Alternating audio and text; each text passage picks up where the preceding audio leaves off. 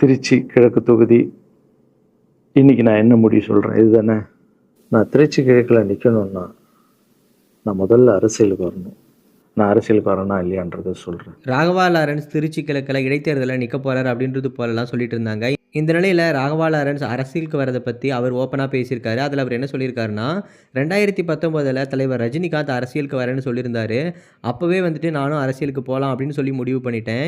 என்னோட ட்ரஸ்ட்டில் இருந்தவங்க கிட்டலாம் அதுக்கான வேலையை பாருங்கள், நம்ம அரசியலுக்கு வந்தோம் அப்படின்னா இன்னும் வந்துட்டு நிறைய மக்களுக்கு நல்லது பண்ணலாம் அப்படின்றது போல் நான் சொல்லியிருந்தேன். அதுக்கப்புறமா எங்கள் அம்மா கிட்டே நான் அரசியலுக்கு போகிறேன் அப்படின்னு சொல்லி முடிவு கேட்டப்போ எங்கள் அம்மா, அரசியல் ஒரு சாக்கடை, நீ அதுக்கு போகாத, ஜாதி மதம் பணம் இதெல்லாம் பார்த்து தான் ஓட்டு போடுவாங்க அப்படின்றது போல் சொன்னாங்க. அதுக்கப்புறமா ரஜினி சார்கிட்டையும் என்னை கூட்டிகிட்டு போ, நான் அவர்கிட்டையும் சொல்கிறேன், அவருக்கு அரசியல் வேண்டாம், இந்த வயசான காலத்தில் அவர் நிம்மதியாக இருக்கட்டும் அப்படின்னு சொல்லி நான் சொல்கிறேன் அப்படின்றது போல் சொன்னாங்க. அதனால தான் நான் அரசியலுக்கு வரல.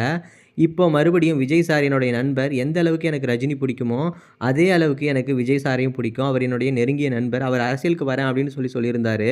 நான் மறுபடியும் போய் எங்கள் அம்மா கிட்ட கேட்டப்போ, அரசியல் வந்து ஒரு சாக்கடை, பணம் கொடுத்து தான் ஓட்டு வாங்குவாங்க, ஜாதி மதம் இதெல்லாம் பார்த்து தான் ஓட்டு போடுவாங்க, என்ன விஜய் கிட்ட கூட்டிகிட்டு போ, நான் வந்து இது உனக்கு செட் ஆகாது தம்பி, நீ ரொம்ப அமைதியான ஆள் அப்படின்றது போல் நான் அறிவுரை சொல்கிறேன் அப்படின்றது போல் எங்கள் அம்மா சொன்னாங்க. ஆனால் நண்பர் விஜய் ஜெயிச்சதுக்கு அப்புறமா மக்கள் வந்து நல்லவங்க வந்தால் சப்போர்ட் பண்ணுவாங்க அப்படிங்கிறது எனக்கு தெரிஞ்சிருச்சு. அதனால் அரசியலுக்கு போகிறது தப்பில்லை அப்படின்றது போல் எங்கள் அம்மா சொன்னாங்க. இந்த நிலையில் எங்கள் அம்மாவோட முடிவு எனக்கு கிடச்சிருச்சு. நான் வந்து அரசியலுக்கு வரலாம் அப்படின்னு இருக்கிறேன். எங்கள் அம்மா எந்த அளவுக்கு முக்கியமோ அதே மாதிரி ரசிகர்களான நீங்களும் எனக்கு முக்கியம். அதனால் இப்போது நீங்கள் சொல்லுங்கள், நான் அரசியலுக்கு வரலாமா வேண்டாமா அப்படின்னு சொல்லிட்டு ராகவா லாரன்ஸ் அவங்களுடைய ஃபேன்ஸ் கிட்ட கேட்டிருக்காரு. மேலும் அவர் விளக்கம் கொடுத்த அந்த 18 நிமிஷ வீடியோவில் கடமையை செய் பலனை எதிர்பார்க்காதே அப்படின்ற ஒரு குட்டி ஸ்டோரியும் சொன்னார் அப்படின்றது குறிப்பிடத்தக்கது.